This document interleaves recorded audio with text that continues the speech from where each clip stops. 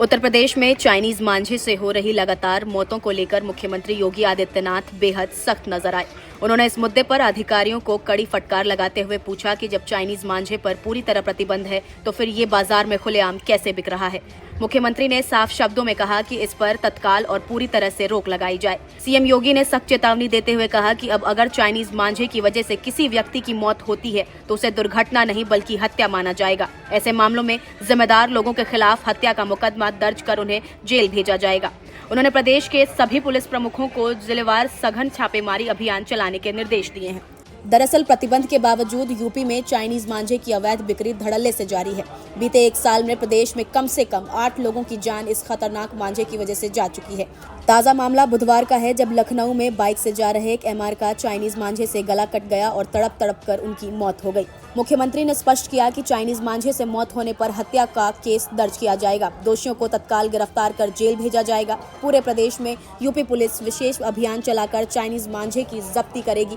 प्रतिबंधित मांझे की बिक्री, भंडारण और इस्तेमाल किसी भी कीमत पर बर्दाश्त नहीं किया जाएगा। इस अवैध नेटवर्क से जुड़े लोगों की पहचान कर कड़ी से कड़ी कार्रवाई की जाएगी।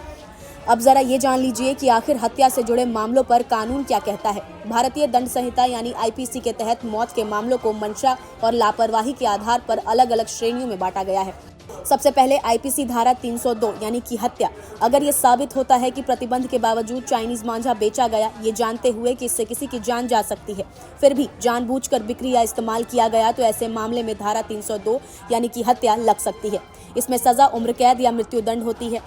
दूसरा आईपीसी धारा 304 जिसमें गैर इरादतन हत्या शामिल है। अगर मंशा जान से मारने की नहीं थी, लेकिन आरोपी को पता था कि उसका कृत्य जानलेवा हो सकता है, फिर भी उसने लापरवाही की, तो मामला धारा 304 में जाएगा। इसकी सजा 10 साल तक की जेल या उम्र कैद प्लस जुर्माना हो सकता है। आईपीसी धारा 304A यानी कि लापरवाही से मौत। पहले ऐसे मामलों में अक्सर चाइनीज मांझे से मौत को दुर्घटना मान लिया जाता था और धारा 304A लगती थी। इसमें सजा 2 साल तक की जेल या जुर्माना होता था, लेकिन अब सीएम योगी के निर्देश के बाद 304A की बजाय 302 या 304 लगाने की तैयारी है। आईपीसी की धारा 188, 336 और 338।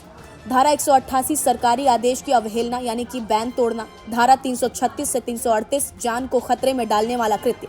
इन धाराओं के तहत भी मांझा बेचने वालों, सप्लाई करने वालों, स्टोर करने वालों पर अलग से केस दर्ज किया जा सकता है। अब ऐसे में आपको जरा ये भी बता दें कि आखिर एक साल में चाइनीज मांझे से कितनी घटनाएं हुई। सबसे पहले लखनऊ 11 दिसंबर 2025 बाइक से घर लौट रहे युवक की गर्दन कट गई, 7 टांके लगे, बाल जान बची। जौनपुर 10 दिसंबर 2025 बेटे को स्कूल छोड़कर लौट रहे असिस्टेंट प्रोफेसर संदीप तिवारी की गर्दन कटने से मौत हो गई। शाहजहांपुर 23 अक्टूबर 2025 26 वर्षीय रवि शर्मा की चाइनीज मांझे से गर्दन कटने के बाद अस्पताल में मौत हो गई। अलीगढ़ में 30 सितंबर 2025 को 28 वर्षीय सलमान की स्कूटर चलाते वक्त मौत हो गई। गोरखपुर में 29 जुलाई 2025 अमित गुप्ता गंभीर रूप से घायल, लंबा ऑपरेशन और जान बचाई गई। शाहजहांपुर में 11 जनवरी 2025 कांस्टेबल शाहरुख हसन के इलाज के दौरान मौत हो गई। अब ऐसे में आपके लिए ये जानना भी बेहद जरूरी है कि आखिर क्या है चाइनीज मांझा और क्यों इतना खतरनाक होता है ये। चाइनीज मांझा सामान्य सूती धागे से नहीं बल्कि नायलॉन, प्लास्टिक और कांच के धातु के पाउडर से तैयार किया जाता है। ये बेहद तेज और धारदार होता है।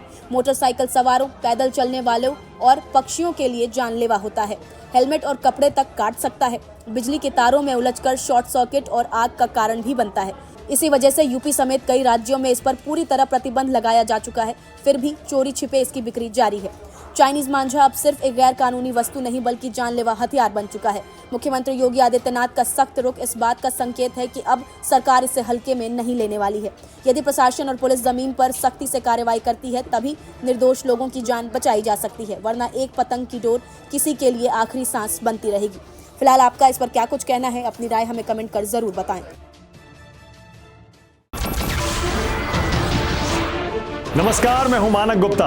अगर आपको हमारा ये वीडियो पसंद आया हो तो इसे लाइक और शेयर जरूर करें और हाँ, हमें सब्सक्राइब और फॉलो करना ना भूलें ताकि आप देश और दुनिया की कोई खबर मिस ना करें। तो जुड़े रहिए हमारे साथ और देखते रहिए न्यूज़ 24।